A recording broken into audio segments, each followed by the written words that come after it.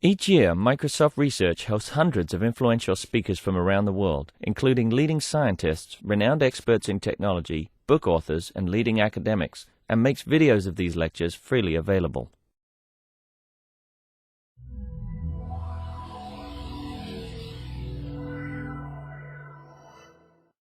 That this happens is that the people whose data that they have are not their clients, because their clients are people who pay for this data.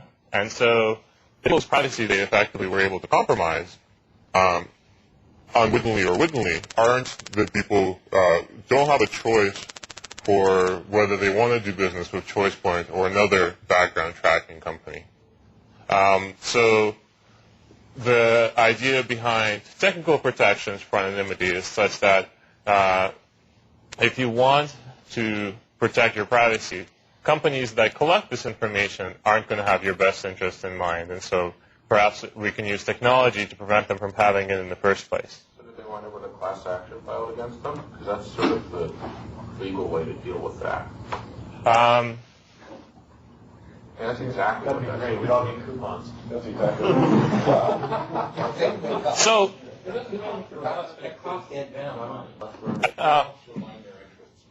so, in fact, the reason that they disclosed this information in the first place, disclosed the fact that this private data was lost, was because there's a new California law that requires them to disclose these kinds of privacy violations.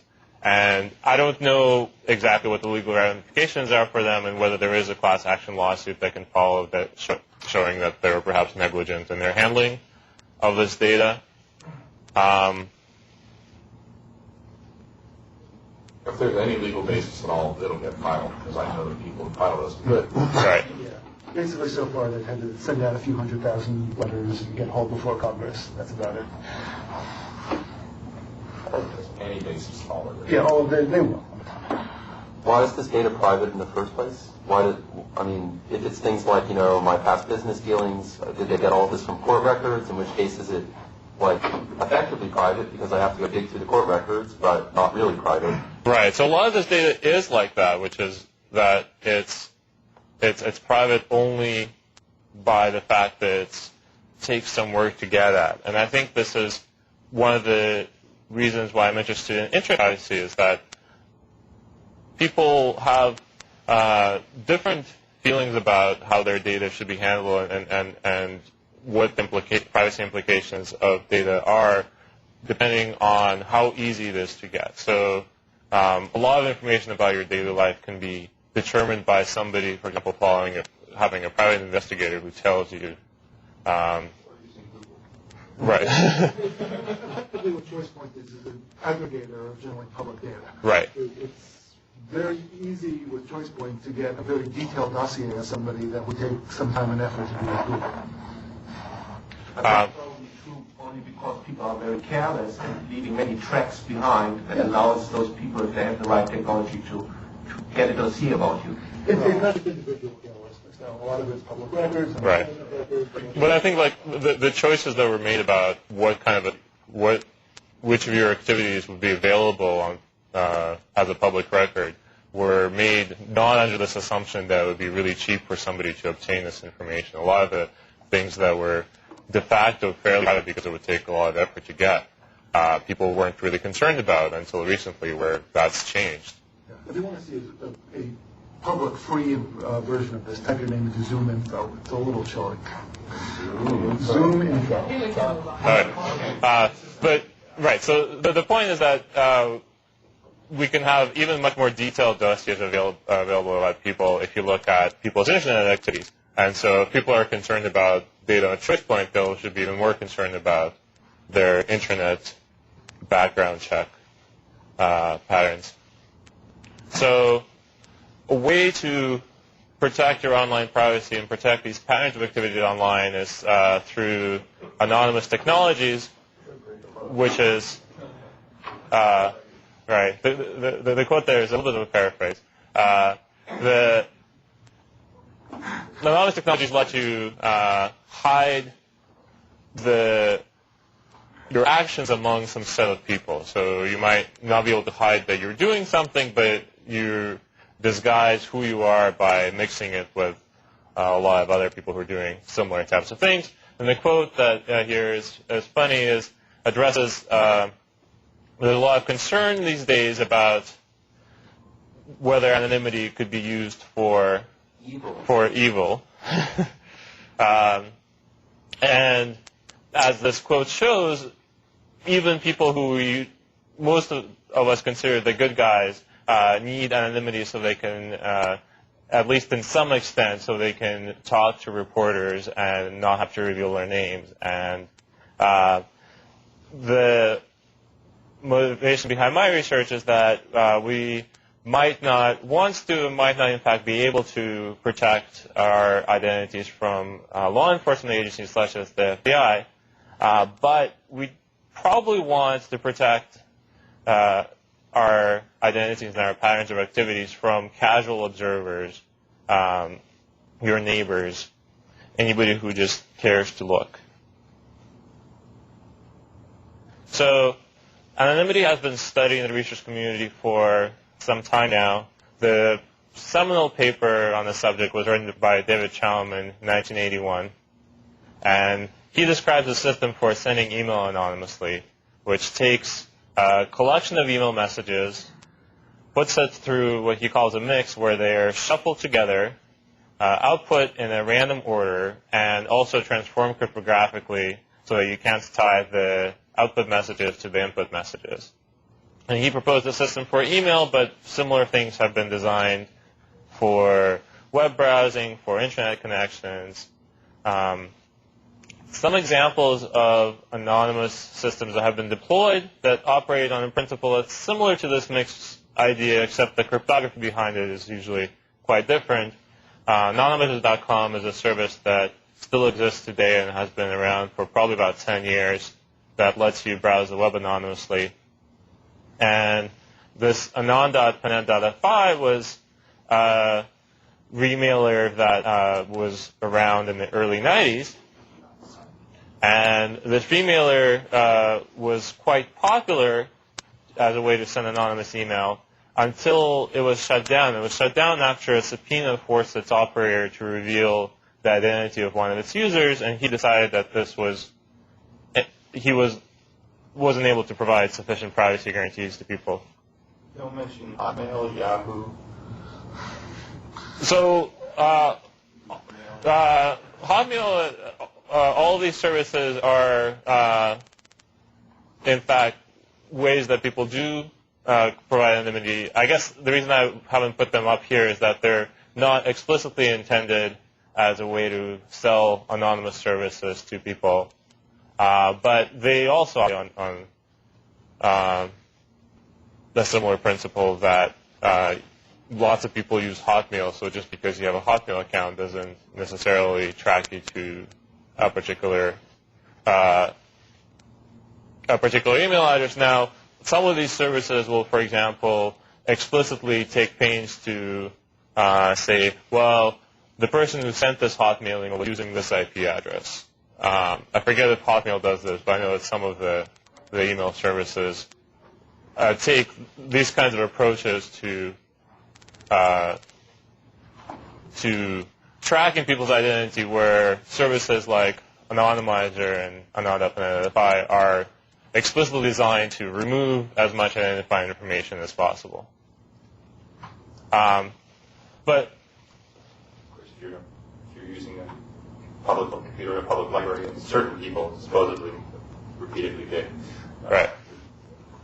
Hotmail, that information. Hotmail tracks anyone. I'm pretty sure it doesn't. I mean, it's certainly on the individual message basis, Hotmail does not know where it came from. It does know what country your account is in.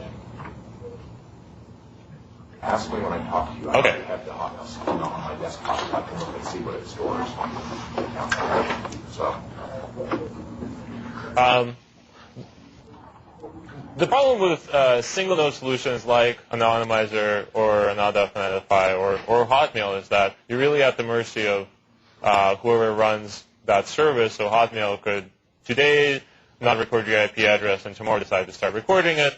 Anon.Identify today would be anonymous. Tomorrow would be would have to reveal its identity due to a subpoena. And this is why a lot of people who want to send anonymous email or browse the web anonymously or do things like that resort to a chain of mixes approach where you send your messages or your traffic to a series of anonymizing services, and you try to structure it in such a way that you have to compromise all of them in sequence in order to find out your identity. So some designs based on this chain of mixes approach are mixed master and mixed minion, which are used for email, and onion routing, which was implemented by the Freenet network, is currently deployed as in Tor as a research network for forwarding anonymous TCP traffic. Okay, sorry. So these kinds of systems, despite having a lot of servers, they still usually have a centralized point, which is a directory of all the servers that are currently running. And actually maintaining this centralized point is something that creates a scalability concern, because all of the people need to constantly be updated about what all the other servers that are currently available in the system. And so typically these systems have maybe about 100 nodes at the most. Another approach that people have been looking at is looking at a peer-to-peer solution where you find out through other nodes dynamically through some sort of peer-to-peer network. And also another twist that a lot of these peer-to-peer approaches involve is having people who want to send traffic run one of these nodes and forward traffic for other people, which has a nice capacity scaling property, because the more users you have, the more forwarding capacity you have. It also gives you an extra level of deniability, because by forwarding traffic for others, you get to be more anonymous about your own traffic, because you get to hide it among the all outgoing traffic that you generate. And so Freenet and GNUnet are two designs that people have used for file sharing based on this peer-to-peer anonymous network design. And Tarzan and Morphmix are two TCP networks that people have designed also on a peer-to-peer basis. Crowds is, in fact, centralized, because in Crowds you need to know about all of the other servers that are in the network. Where in Tarzan, Freenet, and all these other systems, you discover other nodes by talking to your neighbors and then talking to your neighbors' neighbors. Crowds is fully connected. So the reason that people have used have had these centralized servers, and the reason that they care about maintaining them always up to date, always accurate information, is that when you have two people who have different opinions as to which servers are running in the system, you can start to partition them based on which servers they actually use for their anonymous traffic. In the peer-to-peer designs, what people have been hoping is that nobody really has a view of the entire network, because it's a large, complicated, dynamic topology. And so hopefully not even the attackers can figure out who's in the network and who's connected to which other nodes. And on this basis, maybe these kinds of attacks are intractable, except that no one's been able to say anything rigorous about them. People say that, well, these are the best attacks we have thought of, and none of them are able to break the anonymity protection, but maybe tomorrow somebody will think of something better. So my work has been to build a methodology for studying large-scale peer-to-peer networks and analyzing the anonymity properties and the information to be gained from their topologies. This methodology is based on an entropy metric, which has become a standard method for studying anonymous systems, and it's based on using simulations. I've compared this method of analyzing systems to an analytic approach of computing the entropy metric on smaller systems, and have some results about rigorous bounds on the kind of error that the simulation-based method produces. Also, one advantage of this approach is that you can get your simulations of the network to be as close to the real network behavior as possible rather than trying to construct a mathematical model that approximates the network. Now, I applied this methodology to Freenet, which is one of the systems I mentioned before. I found a number of flaws in its design and found that it provides an level of anonymity to participants, where some people are fairly anonymous, but others, a lot about their identity is revealed. And so based on that, I've designed a new system for a new peer anonymous system that is based on a structured network design using a graph called the Bruijn graph. And using this structure approach, I can get both good performance guarantees, but also guarantees about the worst case anonymity that this system will provide. So for the rest of the talk, I'm going to give you a brief overview of Freenet. I'm going to describe my simulation methodology and show you how I applied it to Freenet and what I was able to find out. Then I'm going to talk about the structured approach that I'm proposing as an alternative and conclude with a little bit of future work. Freenet is a fairly popular anonymous peer file sharing or publishing, depending how you like to call it, system. It's among the top 100 projects on SourceForge. It's an unstructured peer-to-peer network, which means that any node is able to connect to any other node in the network, and there's no constraints on these kinds of connections. Documents in Freenet, which is the point of the network, is finding documents, and they're found by key based on a hash of their contents. And they have a separate service for locating the keys if you don't know what they are. And the network has this immersion property where it learns over time where documents are placed and which nodes to talk to for which kinds of keys, and can result in reasonably efficient lookups. So in simulations in the original Freenet paper, they were able to show that for a 100,000 node network, they can respond to the median length the query has to traverse is about 20 hops. And the aim of Freenet is to provide anonymity to both the people publishing the documents as well as the people looking for the documents. So just a very general overview of how queries are forwarded in Freenet. When a node tries to find a document, it will send a query to one of its neighbors based on some heuristic algorithm, which would then forward it to another node and so on, possibly backtracking until it finally reaches a node that has the document, or until the query expires. There's a time to live field that's involved. For anonymity, what's useful here is that the query doesn't carry with it the address of the origin of the query. So a node like C, which receives a request, only knows about the previous node B and doesn't know about any of the rest of the nodes in the path before it. And it can't tell if B is sending a query for itself or if B is forwarding a query for another node. And so in this way, even on the first hop, the anonymity of a query is protected. And to preserve this property, all of the responses are sent back along the same path that the query took, so that every node just needs the previous and next hop. Was it before or after crowds? Basically, this is a non-interactive version of crowds, right? This was after crowds. This was, I think, in 2001 or so.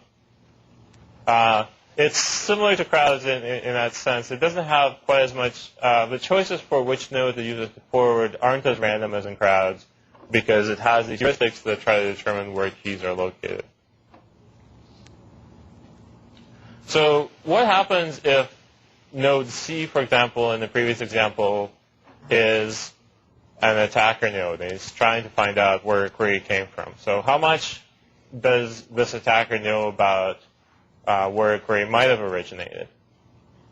And to answer this question, which is really to answer the question of how well Freenet is doing in protecting the anonymity of people, I'm going to use an entropy-based metric, which was proposed simultaneously in 2002 by two groups, one from Cambridge and another one from Belgium, and has been used to analyze the anonymity of various systems and also compare the anonymity levels provided by these systems and by various alternative designs. And the metric relies on taking a probability distribution over all possible sources and taking the entropy over that distribution using the formula shown there. And so some properties of the entropy metric is that the intuitive interpretation is that it measures the amount of uncertainty that an attacker has as to where the message came from. And this amount of uncertainty is measured in bits. So another way to think about it is it's the number of bits of additional information that would be needed to identify the origin completely. The optimal value for the entropy metric is the log of the number of participants on this or a compromised node and nothing that doesn't go through. Okay, so you don't even see the traffic pattern around. Right. If you were able to gauge some traffic patterns, you might be able to do other kinds of timing attacks, and this is... Right. Yeah, it's a big deal. I mean, especially with wireless networks, for example, it's pretty easy to watch traffic if you're looking for that kind of thing. Right. I guess there's definitely a question of how much you can be gained from traffic analysis and what kind of cover traffic you want to generate. So if you have, for example, large...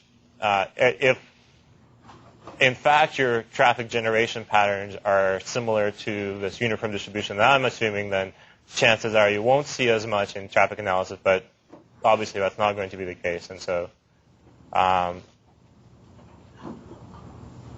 guess my research has been looking at how you analyze in the absence of traffic analysis, which in a lot of cases it might be realistic to assume that you can't do traffic analysis because it requires you to have more extensive monitoring infrastructure than just being able to insert some number of rogue nodes into a network.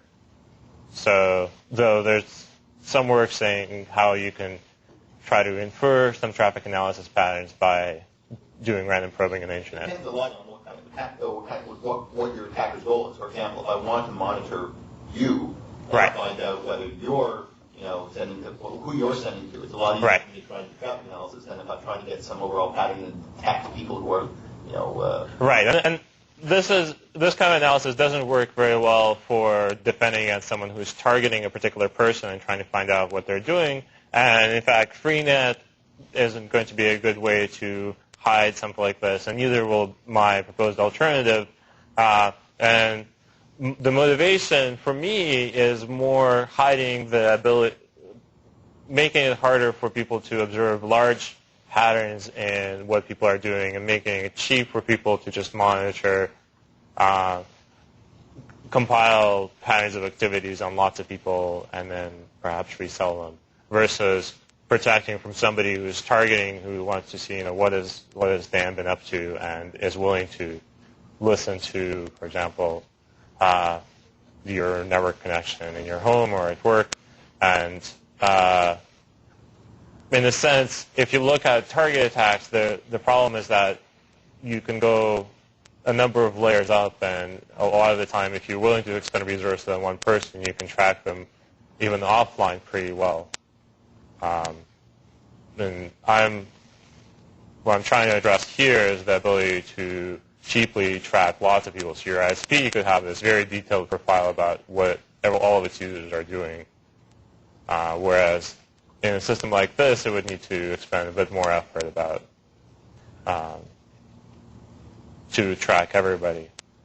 So before you continue, can you clearly say what is the attacker to gain and knowledge in your system? I mean, what's the goal of the attacker? Well, the goal of the attacker is to figure out for a given query where it originated in the system. Okay, we need to pick up the Right. That's our fault. Yeah, you need to tell that this direction. That's all right. I think the rest is slightly less contentious. So here I showed you basically the formula for how to compute the entropy, and the question is how well does this work at estimating the true entropy of the system, because we have the sampling process. And so what I've drawn here is this type of analysis applied to crowds, which is a system that Dan mentioned that has a much simpler topology and has been analyzed directly just by hand. And so we know that the true entropy of crowds is around 6.1 for this kind of instance. And then the blue line here shows the entropy estimates that I was able to get by using different sample sizes. And so as you increase the sample size, we get closer and closer to the true value. And with the case of crowds, we know that maybe at 10,000 samples, we have enough samples to get a very accurate estimate of the entropy. But the question is, if we don't know what the true entropy is, how do we know when we've collected enough samples so that our margin of error is small? And one thing that I want to point out is that if you just look at the variance of the samples, I've shown here the confidence intervals that are computed based on the sample variance of making a number of runs of a certain size. And these confidence intervals are very small, and they don't include the true value. So this kind of way of figuring out when we have an accurate estimate versus when we have an estimate that is somewhat off from the true value isn't going to work for us. And to find out what's going on, I had to look at some work that's been done in neuroscience, because neuroscientists are very interested in estimating entropy. They use it to study the patterns in neural activity and look at the information content of various signals that are sent across neural pathways, and they have to use sampling in their case because because it's a continuous signal and they can't have an infinitely detailed sample rate. And they have studied the problem of entropy estimation, and they call this method of finding out entropy the plug-in estimator, because you just take the sample distribution and you plug it in, and it turns out it has bias. So that means that even if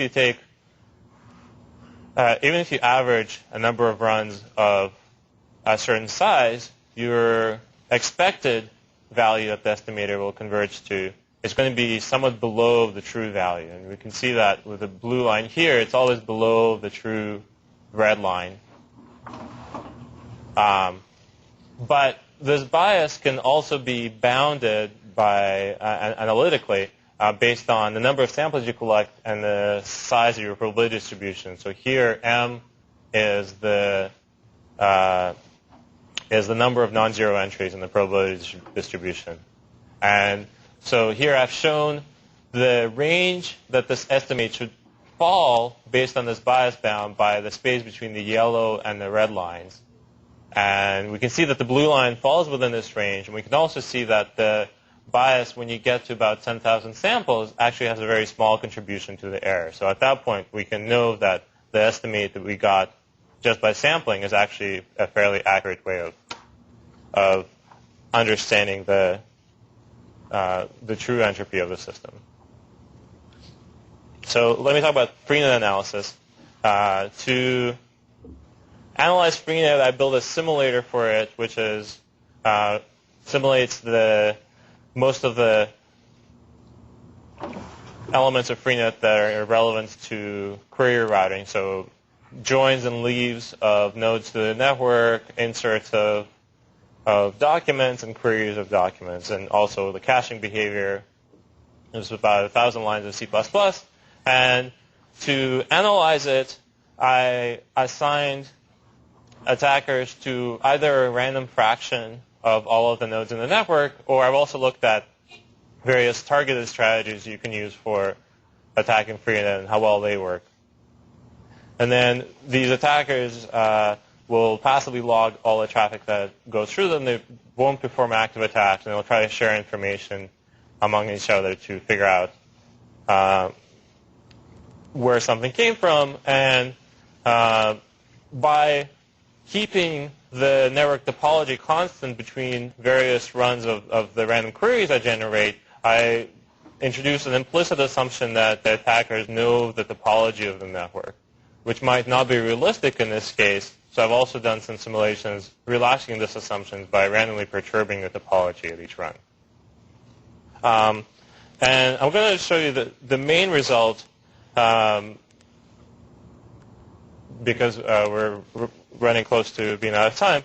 And what happens is that if you simulate a number of random queries and look at what kind of entropy is achieved, the average entropy that you get is reasonably good. So this is a network of, I believe, 10,000 nodes, and the optimal entropy is about 13, and the average is about 10. So you lose a few bits of entropy, but on the other hand, this is under a fairly strong attacker assumption, and even so, your effective network size is maybe the same as having 1,000 people in your network, which is pretty anonymous for most people. But then if you look at what happens to individual queries, I plotted the cumulative distribution function of the entropy of different queries. And for about 70% of all queries, the attackers, in fact, get no information because the assumption that I made is that the attackers only see the traffic that goes to the compromised node. And for 70% of the queries, for this particular instance, all the traffic went through uncompromised nodes. So they saw nothing, and they learned nothing. But if you look at the bottom 7% of all queries, these queries actually received, I'm sorry. What fraction of nodes are compromised? I think in this study there's 10% of the nodes are compromised. Well, that seems to be an important number. Of course, all the nodes are compromised, and I had full knowledge about it. So I think there must be somehow a weighing how much or how many nodes are really infested or attacked. So in order to put this result into perspective. Right. So I guess what happens is that at some point, if you have a very large number of nodes that are compromised, what happens is that as you change the number of compromised nodes, the shape of this graph stays roughly the same. It's just as more nodes get compromised, these fractions get pushed further to the right. If 10% are compromised, shouldn't the probability of zero entropy be at least 10%? Because they might have they have a probability of 10% of finding you, of compromising you. No. The entropy is calculated over all of the uncompromised nodes. So we assume that some uncompromised node is generating traffic, and what people can learn about it. Obviously, all the compromised nodes, all of their traffic is known. So what happens in this bottom 7% is that the structure of the network is such that these nodes will only send their traffic in such a path that it's immediately apparent to an attacker where something has come from. And if you look at sort of the bottom 25%, the entropy achieved for those nodes is still quite low. And so the kinds of factors that contribute to this are things like how popular a document you're searching for, how many connections you have to other nodes in the network, and how close are the compromised nodes to where you're positioned. And these are the kinds of things that you usually don't have control over and often can't measure.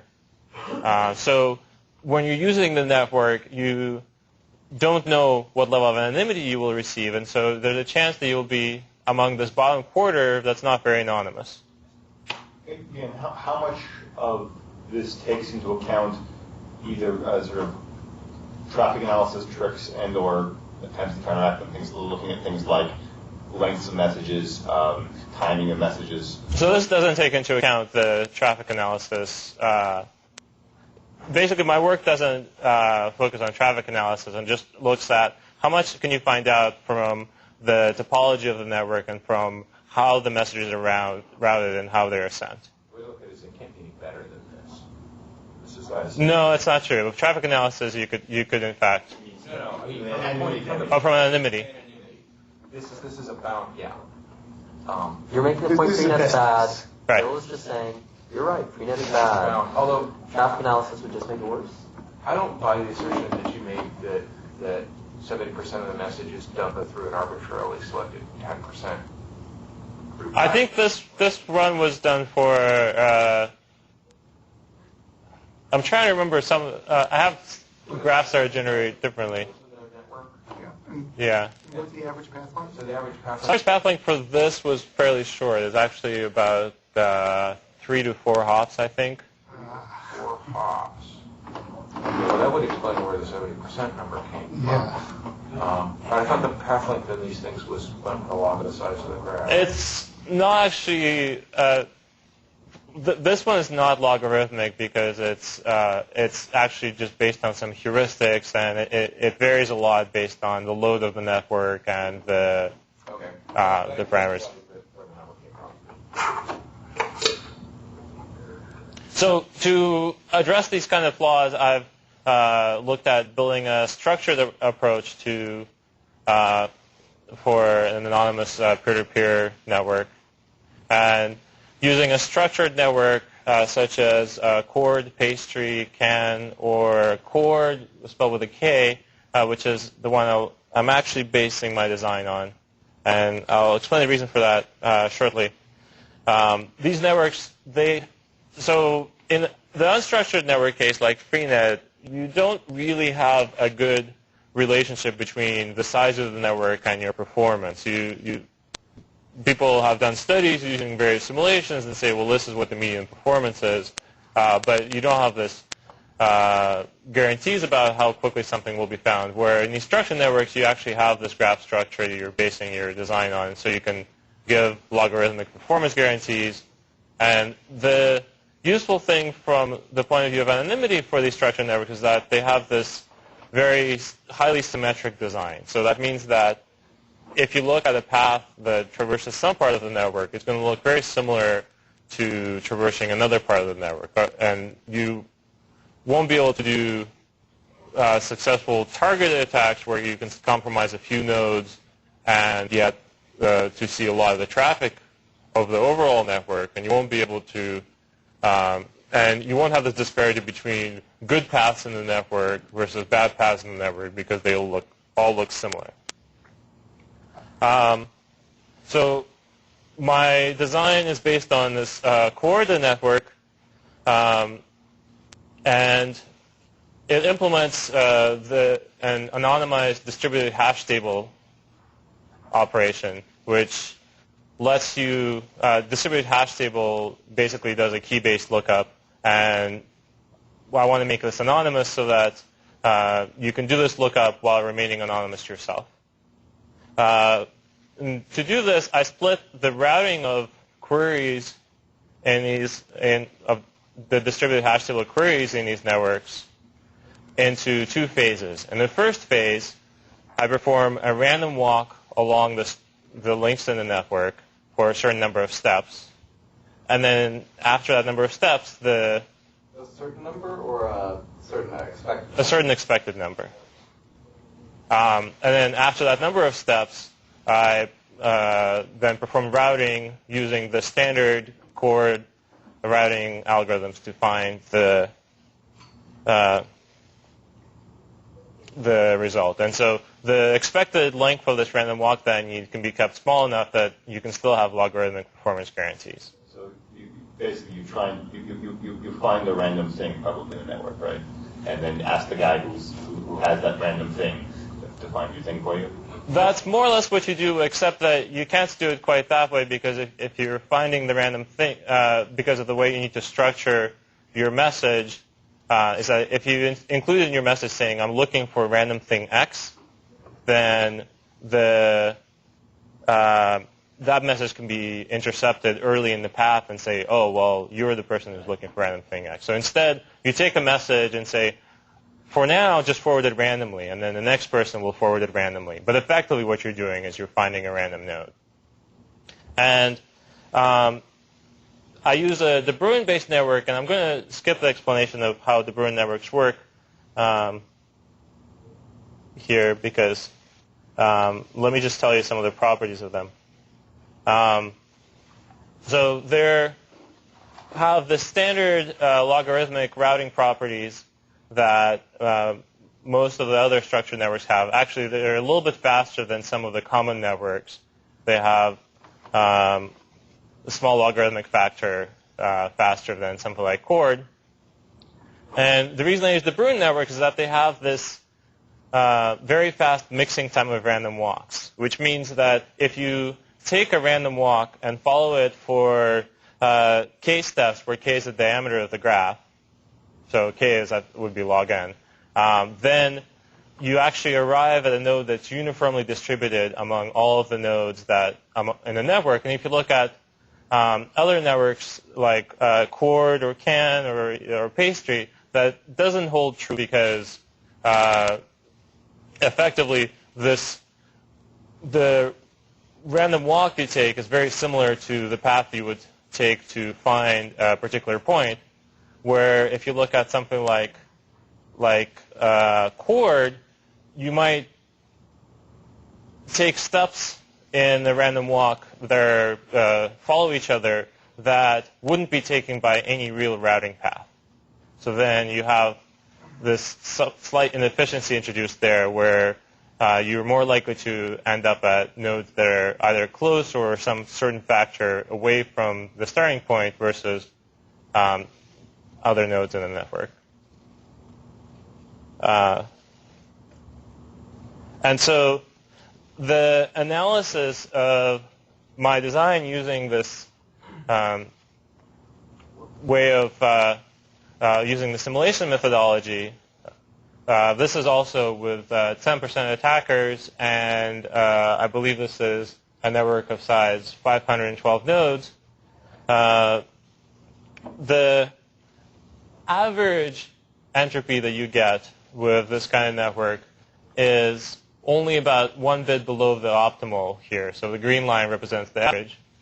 But the interesting part of this analysis is this blue line, which I've used to show the worst case entropy. So out of all of the queries I sent, which one received the worst case entropy, and I applied this against the length of the random walk. So as you have a very short random walk, your worst case is really bad. So you have either no entropy or very little entropy. But once you get to a reasonably short random walk, you actually have a worst case performance that's only a couple bits less than your average case performance. So you always have a guarantee that your effective anonymity won't be less than this bound here, whereas in Freenet, you really could be completely non-anonymous when using this network. Are they all the same length? So the random walks are expected length random walks. So that means that at every step you make a random choice whether to continue the random walk or not. And this is actually one of the reasons that this worst case is a little bit lower than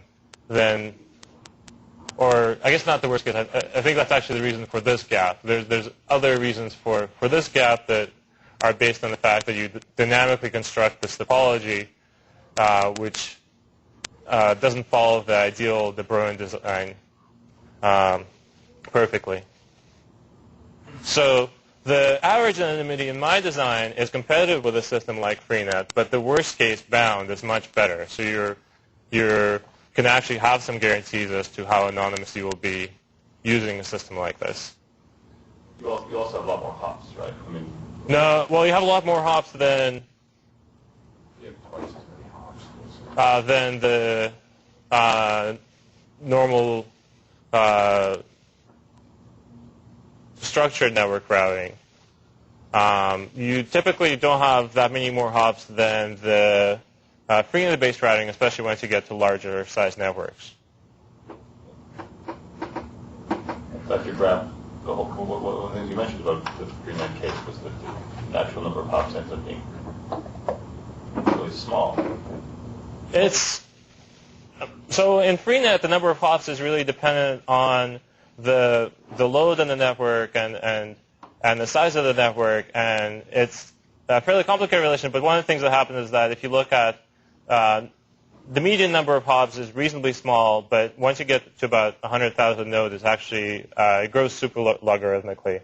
And you also don't get any guarantees about what the worst case performance you have in terms of number of hops, where here you still expect that you would have logarithmic performance for all paths. So I think the interesting part to me about this design is that in Freenet, what we saw is that if your query is observed, then the chances are that you have low anonymity. If your query is not observed, then obviously you have high anonymity.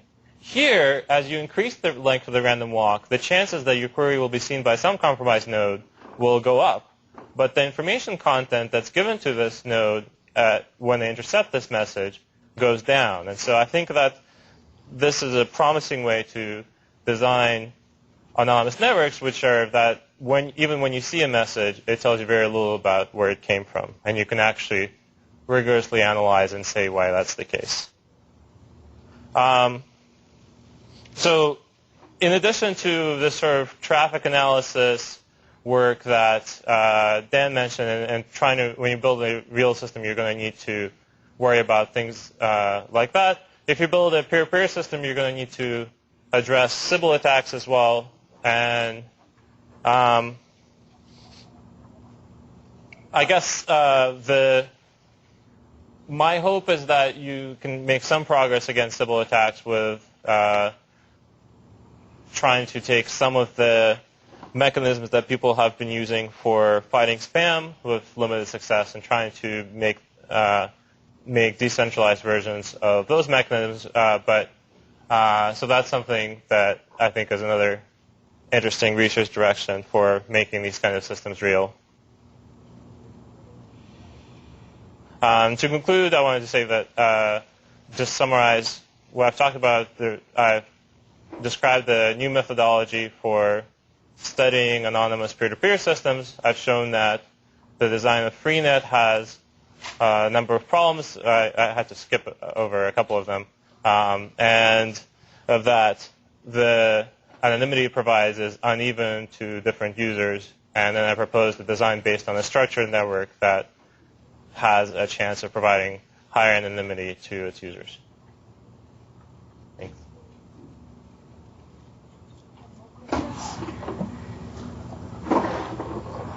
Thank you.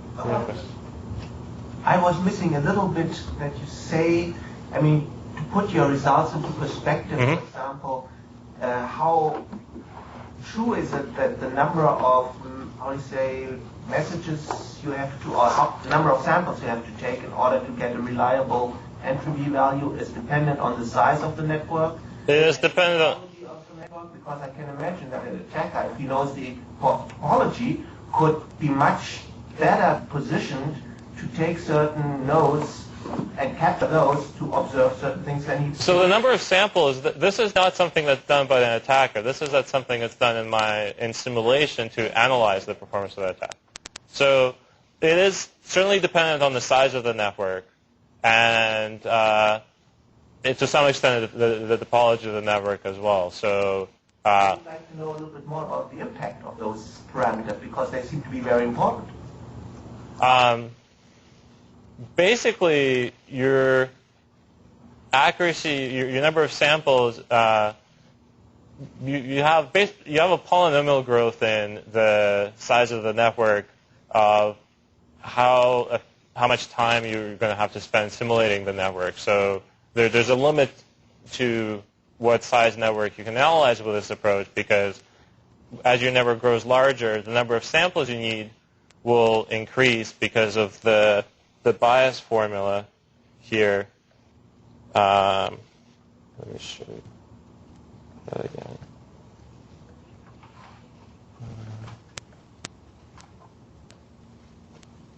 So the bias formula here basically depends in a logarithmic way on the size of the probability distribution you're trying to estimate. And that size will depend on the size of the network, but possibly in a quadratic fashion. And then your simulation time will also grow with the size of the network because you'll have a larger network to simulate. I'm not sure I can tell you anything rigorous about, what the exact graph is in terms of the time the simulation it takes versus a number of nodes you've picked for your network. The effects of the topology are a little bit more complicated in the sense where if your topology, the probability distribution is different based on whether there are few kinds of observations you can make versus a large number of observations you can make. And the simulation time is affected based on how efficiently you can simulate that topology. So that's a little harder to quantify.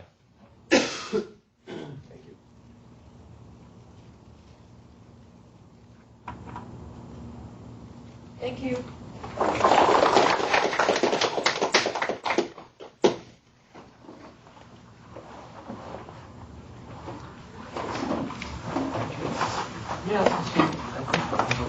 That's right.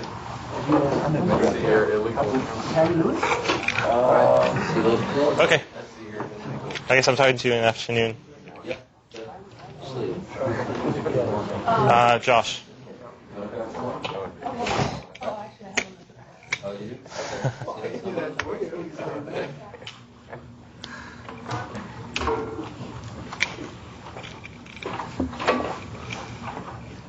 So Josh, you're continuing to